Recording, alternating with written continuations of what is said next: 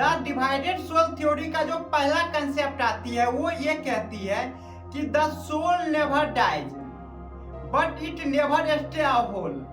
इसका मतलब ये कि आत्मा अमर तो होती है लेकिन कभी भी ये पूरा का पूरा नहीं रहता, जैसा कि आज तक हम समझते आए हैं। आज तक हम ये समझते आए हैं कि जब किसी इंसान की मौत होती है तो उससे उसका आत्मा निकल जाती है और फिर जब किसी बच्चे का जन्म होता है तो उसमें वही आत्मा चली आती है जिसके वजह से रीबर्थ होता है, पुनर्जन्म होता है। लेकिन अगर ये ऐसा होता, अगर आत्मा पूरा का पूरा दूसरे शरीर को धारण करता तो हमें पिछले जन्म भी याद रहता जो कि हम जी चुके हैं। लेकिन ऐसा होता नहीं है। इसके पीछे कारण ये है कि आत्मा कभी भी पूरा का पूरा ट्रांसफर नहीं होता, जैसा कि आज तक हम समझते आए हैं। इस कंसेप्ट को समझने के लिए सबसे पहले हमें ट्री एनालॉजी समझना होगा, जिसके वजह से काफी आसानी हो जाएगी कि ये कंसेप्ट क्या कहते हैं। तो यहाँ पे आप देख सकते हैं सामने एक पेड़ लगा हुआ है और इस पेड़ का एक फिक्स टाइम होती है जिसके बाद ये पूरी तरीके से खत्म हो जाएगी। तो इसको बचाए रखने के लिए हम क्या करते हैं, इसकी टहनी को काटते हैं और कहीं और पे लगा देते हैं। और हमेशा ये ध्यान रखते हैं कि ये प्रोसेस हमको तब करना होता है जब सामने जिस ट्री की बात कर रहे हैं वो सूखी ना हो, वो जिंदा पेड़ हो। तो क्या करते हैं कि इसके एक टहनी को काट के कहीं और पे लगा देते हैं और टाइम के साथ साथ देखते हैं कि उस टहनी में जड़ें आ गई और धीरे धीरे वो एक पेड़ बन गया। लेकिन यहाँ पे देखा जाए तो दोनों पेड़ जो है, दोनों पेड़ में बायोलॉजिकली कोई अंतर नहीं है, लेकिन दोनों के शेप में देखते हैं काफी चेंजेस आ जाती है। और इसी प्रक्रिया को हम बार बार दोहराते रहते हैं, जिसकी वजह से होता ये है कि ये जो पेड़ होती है ये देखने में अगर देखा जाए जिसका सिर्फ लोकेशन बदलती है लेकिन ये कभी भी खत्म नहीं होती। लेकिन यहाँ पे अगर ये देखा जाए कि जिस पेड़ का टाइम सिर्फ 30 से 40 साल की ही थी वो किस प्रकार से बढ़ते जा रही है, जहाँ पे इसके टहनी के जरिए इस प्रोसेस को आगे बढ़ाते रहते हैं, जिसके वजह से आज तक ये पेड़ का अस्तित्व कभी खत्म नहीं हो पाया। सेम उसी प्रकार से आत्मा भी काम करती है। जितनी भी आप देखते हैं कि इंसान यहाँ पे है चाहे जानवर है, सबके अंदर आत्मा हुआ करती है और वो आत्मा खुद को बचाए रखने के लिए हमेशा खुद को डिवाइड किया करती है। अगर ये खुद को डिवाइड करना बंद कर देगी तो ये जो अमर होते हैं इसका अमरता खत्म हो जाएगी, इसकी इमोर्टिलिटी खत्म हो जाएगी, यानी कि ये खत्म हो जाएगा। लेकिन आत्मा हमेशा से ये जानती है कि किस तरीके से खुद को बचाया जा सकता है। इसे पता है कि अगर खुद को बचाना है तो इसको डिवाइड होना होगा। तो आत्मा का डिवाइड होने का सिर्फ एक ही तरीका होती है, वो होती है रिप्रोडक्शन का। तो यहाँ पे आप देख सकते हैं कि किस प्रकार से इंसानों में रिप्रोडक्शन का प्रक्रिया होता है, जहाँ पे हमें ऊपर से देखने पे ये लगता है कि दो इंसानों के मिलने की वजह से एक नए बच्चे का जन्म हुआ। लेकिन असल में अगर देखा जाए तो होता यह है कि दो आत्माओं के मिलने से उसके छोटे छोटे टुकड़े को अलग करके एक टुकड़ा बनाया जाता है जो कि नए बेबी के फॉर्म में आता है, नए बच्चे के फॉर्म में आता है। जिसकी वजह से हमेशा ये नोटिस किया जाता है कि उस बच्चे के अंदर कुछ गुण उसके मम्मी का होता है, कुछ उसके पापा का होता है। तो अब कुछ लोगों को यहाँ पे लग सकता है कि जो पेड़ पौधा हुआ करते हैं उसमें तो सोल हुआ ही नहीं करती है, तो फिर हम कैसे कह सकते हैं पेड़ पौधे का एग्जाम्पल लेके कि किस प्रकार से सोल डिवाइड हो रही है। तो इस चीज को कंफर्म करने के लिए हम एक और एग्जाम्पल को देखते हैं जिससे ये बातें क्लियर हो जाएगी।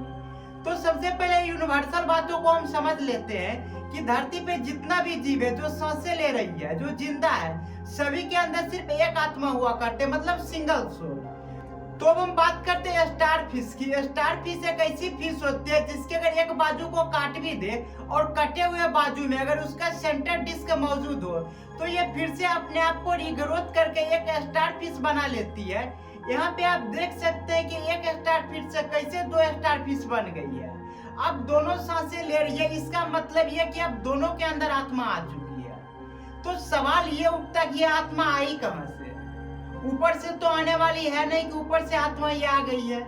तो यहाँ पे जो ये आत्मा है, बेसिकली आत्मा का डिवीजन हुआ है। जो बड़ा सा स्टार फिश था उसका एक छोटा सा आत्मा का हिस्सा जो है, जब उसका बाजू कट गया था तो उसके डिस्क प्लेट में मौजूद था, जिसके वजह से वो खुद को रिग्रोथ कर पाया और अपने आप को सरवाइव कर पाया। और यही प्रोसेस होती है इंसानों में, जो कि रिप्रोडक्शन के जरिए जब बच्चे पैदा करते हैं तो यहाँ भी वही काम हो रही होती है कि अपने सोल का एक छोटा सा टुकड़ा नए बॉडी में डाल देते हैं, जिसके वजह से कभी भी हम समझ नहीं पाते कि जो बेबी पैदा हुआ है वो मैं ही हूँ, वो मेरा ही वर्जन है। मैं ही अपने आप को कंटिन्यू करने के लिए एक बच्चे पैदा किया हूँ, जिसके जरिए हम आगे बढ़ता रहूंगा।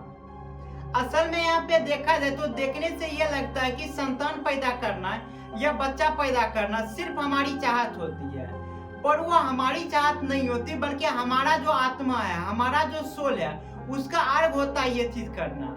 उसे पता होता है कि अगर हमें आगे जिंदा रहना है तो सबसे पहले हमें करना ये होगा कि अपना एक छोटा सा टुकड़ा बनाना होगा और उस टुकड़े को एक नया शरीर देना होगा, जहाँ पे जाके ये जो आत्मा का टुकड़ा है ये फिर से अपने आप को कंटिन्यू करेगा, फिर से अपने आप को कंप्लीट करेगा। जहाँ हमेशा ये लगता है कि जन्म जो होती है वो एक जीवन की शुरुआत होती है, पर सच्चाई ये होती है कि जब भी किसी का जन्म होता है तो उसकी एक शुरुआत नहीं हो रही होती, बल्कि पिछले लाइफ को जहाँ से हम छोड़ के आए थे उसी को हम आगे कंटिन्यू करते रहते हैं।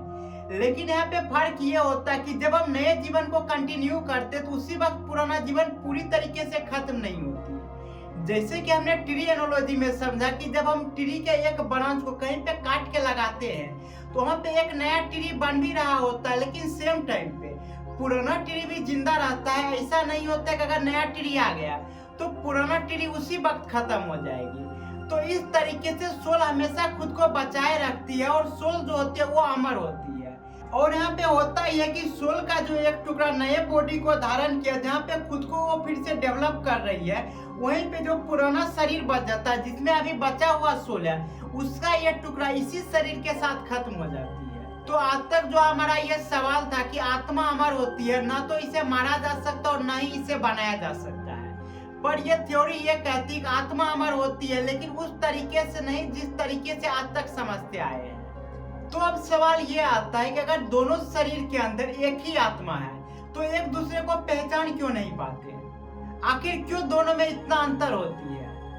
आखिर क्यों हमें कुछ याद नहीं रहती? तो आगे के एपिसोड में हम समझेंगे कि कैसे दोनों आत्मा सेम होने के बाद भी एक दूसरे को जान नहीं पाते, जबकि हर जन्म एक नई शुरुआत नहीं होती, बल्कि पुराने जिंदगी को ही हम कंटिन्यू करते हैं।